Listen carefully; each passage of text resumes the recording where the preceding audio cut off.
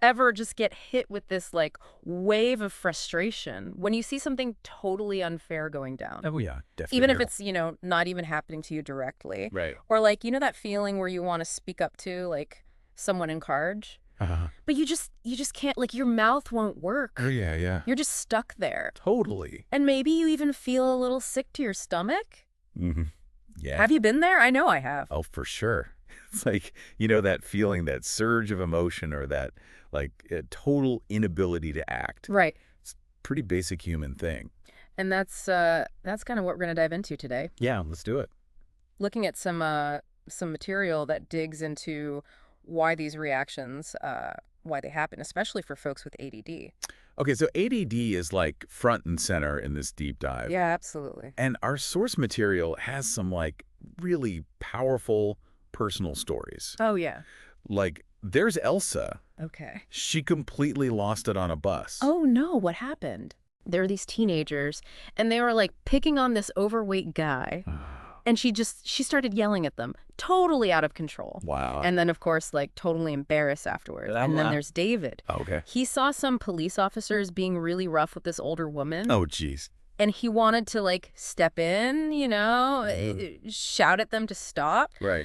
But he just froze. Oh. And yeah. later, he just felt like such a coward. Yeah, I can see that. It's like when you look at what happened to both Elsa and David, the source makes this point about like this painful hyperconsciousness of injustice Right. that they both felt, Yeah. coupled with this like total inability to respond in the moment.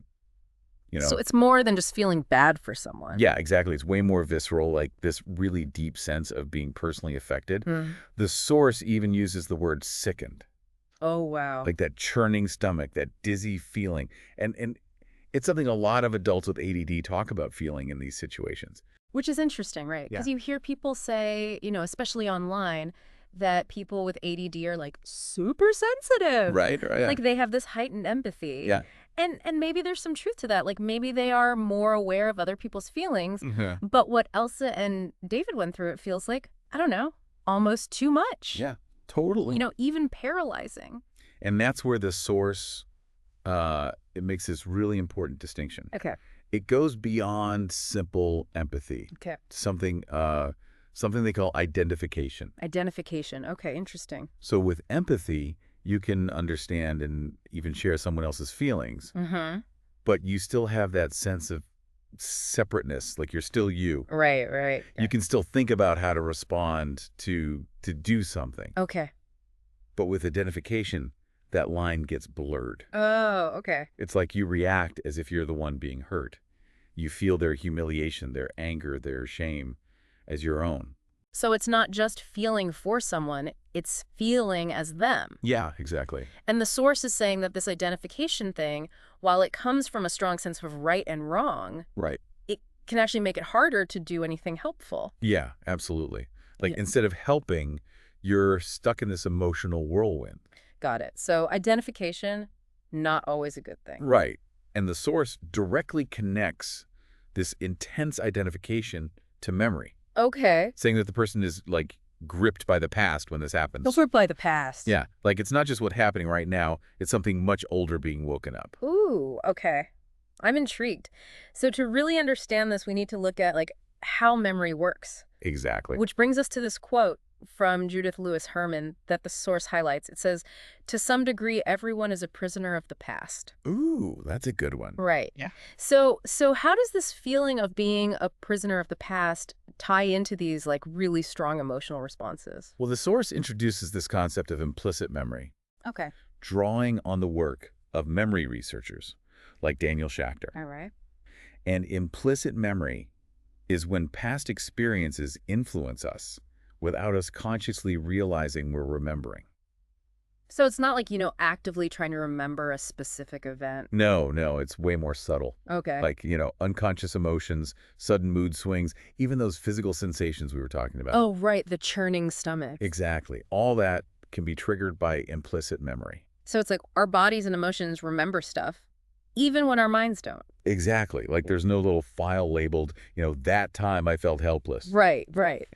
The force makes it clear that memory is way more complex than just a video camera replaying everything perfectly. Okay, I get it. Memory is messy. Super messy. Yeah. And this neuroscientist, Joseph Ledoux, he's done amazing work on the brain. Yeah. He points out that we actually have different memory systems. Different systems, like more than one. Yeah. Yeah, multiple systems with different jobs. Okay. So like the one we usually think of, where we can actually recall facts and events, Right. that's called explicit memory. Explicit memory. Got it.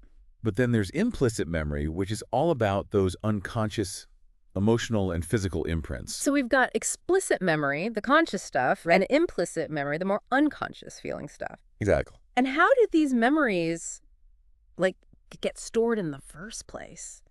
The source mentions encoding. Yeah, so for explicit memories to stick around, they need to be encoded.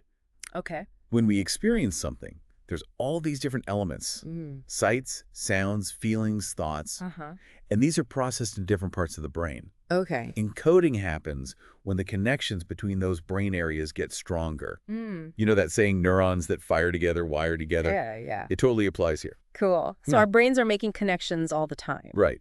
And it's important to remember that these memory networks, they're spread out all over the brain, not just kept in one spot. Got it. A memory is basically the reactivation of a specific pattern of connections. Wow, okay. Our brains are so cool. They really are. So we've talked about explicit memory, the stuff we can consciously think about. Right. What about implicit memory? How does that get encoded, and how does it, like, affect us without us knowing? This is where it gets really interesting. Okay. The source explains that implicit memory networks, they hold the traces of our earliest experiences. Like from babyhood and early childhood? Exactly. And what gets encoded at that age, primarily, is the emotional content. Not so much the specific details of what happened. Right. More like the overall feeling of those early interactions. Which makes sense. Yeah. Like babies and little kids, they experience the world through their feelings. Absolutely.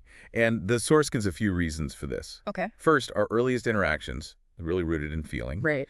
Second, those brain structures that are responsible for explicit memory, those develop later on. Uh-huh. And third, sometimes those early emotions are so intense, they get, like, walled off. Walled off. Yeah, like repressed, even as things are happening. Wow, okay. So these emotional imprints, they get stored unconsciously. And what's really wild is that, according to the source, we don't have to be consciously aware of these implicit memories for them to get encoded Right. or be triggered later on. Exactly. Just a tiny cue, like a certain tone of voice or a look in someone's eyes, can set off these powerful unconscious memories. Wow. And the person experiencing it, they might genuinely think they're reacting to what's happening right now. Totally oblivious to the past roots of those feelings. Exactly. It's like their amygdala, that's the brain's alarm system. It's got these direct connections to implicit memory pathways. So our brains are raising the alarm before we even know what's going on? Yeah, pretty much. So it's like our past is constantly shaping how we experience the present without us even having a map of that past. That's a great way to put it. The source really emphasizes how influential implicit memory is, shaping our reactions, our preferences, even our personality. Yeah, absolutely. It's like when you hear a certain song and you suddenly feel nostalgic, Oh, yeah. but you can't remember exactly when or why that song is important to you. Totally. A memory researcher, Daniel Schachter, he suggests that while our sense of self relies on explicit memory for, like, facts about our lives, our personalities might be more connected to these implicit memory processes. That makes sense. So it's not just what we remember, it's how we feel about it. Exactly. Which brings us back to Elsa and David. Right. The source specifically says their experiences on the bus and with the police, those were examples of implicit memories being activated. Oh, okay. Their reactions, those strong emotions and physical sensations, they mirrored the helplessness, shame, and rage that they first felt much earlier in life. Right. So for David, growing up with an alcoholic and violent father and the abuse from his sister, those early experiences of feeling powerless and threatened, they would have created these strong implicit memories. And for Elsa, her emotionally distant and critical mother, Right. that probably created an environment where she felt unseen, unheard, and judged all the time. Yeah, I can see that. And those feelings of inadequacy and abandonment, those would be encoded in her implicit memory too. Exactly. And because they had to, like, shut down those intense emotions as kids to cope with their families, those feelings weren't really accessible through conscious memory. Right. Like, the memory of the events might be there, but the raw emotion was separated off, only to resurface later when something in the present hit that same emotional chord. Wow, that's powerful. And the source even points out that sometimes only the implicit memory of the emotion sticks around, Really? while the memory of what caused it is completely gone. Wow. But the source makes it clear that you don't have to have gone through serious trauma, like Elsa and David, for these kinds of emotionally charged implicit memories to form. Oh, really? Yeah. Even in loving families, a sensitive child can have those pre-verbal or unconscious experiences of feeling alone, misunderstood, or shamed. Interesting. So it's not just about the big traumatic events. Right. It's about those smaller but still significant moments that shape how we feel about ourselves and the world. And those experiences can lead to that deep identification with people who are suffering. Exactly. Which kind of reframes that idea about ADD and empathy.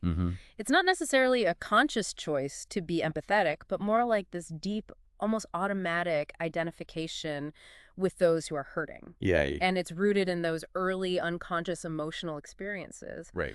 And the goal, as the source points out, isn't to lose that sensitivity. Right. It's to move from that helpless identification to a more empowered state of empathy. Empowered empathy. I like that. Where you can understand and care without being overwhelmed and unable to act. Makes sense. And the idea of implicit memory, it helps explain other common experiences for adults with ADD. Oh, like what? Particularly their trouble with authority figures. Yeah, that's a big one. The source describes it showing up in different ways, like fear, rebelliousness, or a combination of both. Right. But there's almost always this underlying rejection of authority. This feeling that people in power are like unseeing, unknowing, and unfair. Unseeing, unknowing, and unfair. Wow, that's like really powerful. Right. And the source connects this back to the implicit memory of the adult who, as a sensitive child, could see the inconsistencies and unfairness in the adult world. So when they encounter authority figures as adults, like employers, doctors, police officers, Right. they might feel this like disproportionate nervousness and lack of confidence. Yeah. More than the actual power dynamic might warrant. Right. Like, it's almost like the implicit memory system is reactivating that feeling of being a little kid. Facing these big, powerful, and sometimes unpredictable adults. Exactly. Like, think of a teenager who automatically says no to every suggestion, even if it's something they'd actually enjoy. Oh, yeah. It's that kind of knee-jerk reaction. That phrase, like a child, it really resonates. Yeah. So many adults with ADD describe feeling that way around authority. Right. But the source also cautions that not all reactions to authority are rooted in implicit memory. Okay. There's this concept of counter-will. Counter-will, okay. And counter-will, it's often a sign of like a still developing sense of self. Okay. It's that automatic resistance to rules and authority just because. Just because. Yeah, like someone with counter-will, they might just want to push back against any kind of control. And the source makes it clear that this automatic opposition, it doesn't really help in the long run. I could see that. It can get in the way of personal growth and relationships. And the author is, like, really honest here. Oh, yeah.